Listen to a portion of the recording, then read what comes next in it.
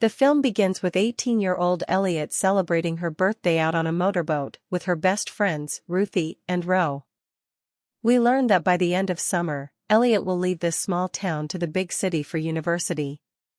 While she is gallivanting with her friends, her family, parents Kathy and Tom, and brothers Max and Spencer, wait at home with a birthday cake. Elliot decides to extend the adventure and join her friends for a camping trip instead.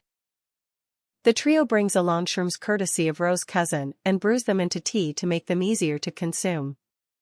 As the effects kick in, the friends begin to trip, dancing and exploring the surreal world their minds create. While Ruthie and Ro wander off, Elliot encounters an older woman who turns out to be her 39-year-old self.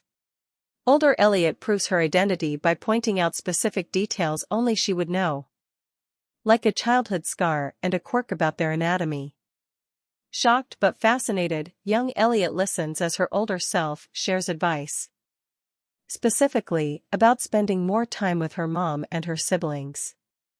And above all, warns her to avoid someone named Chad at all costs. The next day, Elliot returns home with Ruthie and Ro, only to find out she missed her birthday celebration. She has a passive interaction with her mom, clearly feeling detached. Later, Elliot meets Chelsea, a crush she's been pursuing, and they hook up on a boat by the lake before falling asleep. The following day, while swimming, Elliot encounters a boy named Chad. He's charming and funny, but his name immediately puts her on edge. She rushes off and texts her older self, whose number is saved in her phone as "my old ass," to report the encounter. The response is clear: stay away from Chad.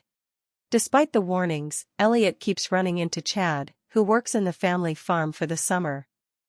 He starts to win her over with his sense of humor and kindness, but each interaction leaves Elliot conflicted.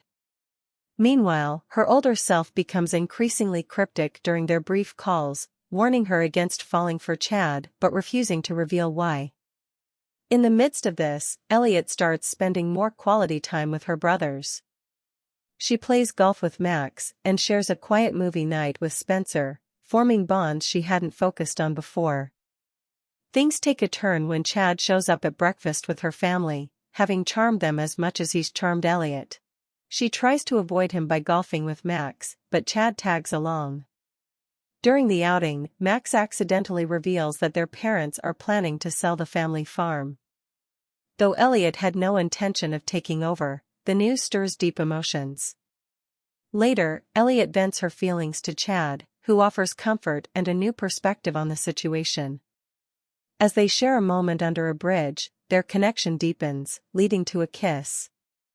Overwhelmed by her feelings and her older self's warnings, Elliot pulls away again.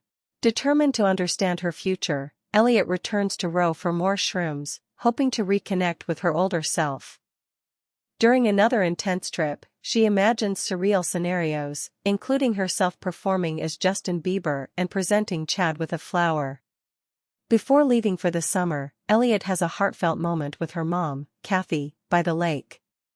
Kathy reminisces about holding Elliot as a child, a memory that brings them closer.